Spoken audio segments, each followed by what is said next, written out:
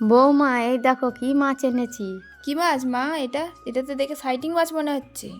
হ্যাঁ, তুমি ঠিকই ধরেছো, সমুদ্রের মাছ তোমার শ্বশুর খুব পছন্দ করে। ও মা, এই মাছের পিঠের দিকে তো খুব কাঁটা। পিঠের দিকে কাঁটা, কিন্তু ভিতরে ছোট কাঁটা একটাও নেই। আমার মাছ কাটা হয়ে গেল, তুমি পেঁয়াজ কেটে রেডি করো। এখানে আমি বড় সাইজের 3 থেকে 4টে পেঁয়াজ কেটে নিয়েছি, আর কয়েকটা কাঁচা লঙ্কাও চিড়ে রেখেছি।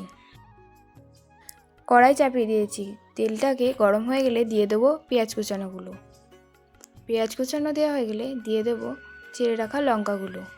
পেঁয়াজ লঙ্কা একবার দিয়ে দেবো নুন, হলুদ গুঁড়ো, লঙ্কা গুঁড়ো, জিরে ধনে গুঁড়ো আর রসুন বাটা দিয়ে নেড়ে চেড়ে কিছুক্ষণ নেড়ে চেড়ে পেঁয়াজটা লাল হয়ে আসলে দিয়ে দেবো খানিকটা জল। জল ফুটে আসলে ওই জলের মধ্যেই দিয়ে দেবো মাছগুলো।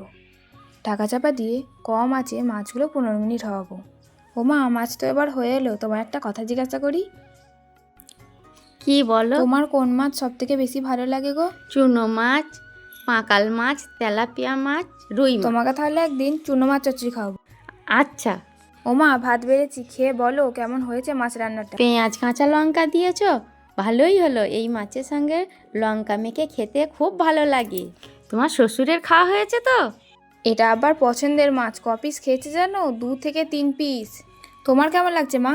খুব ভালো হয়েছে বৌমা।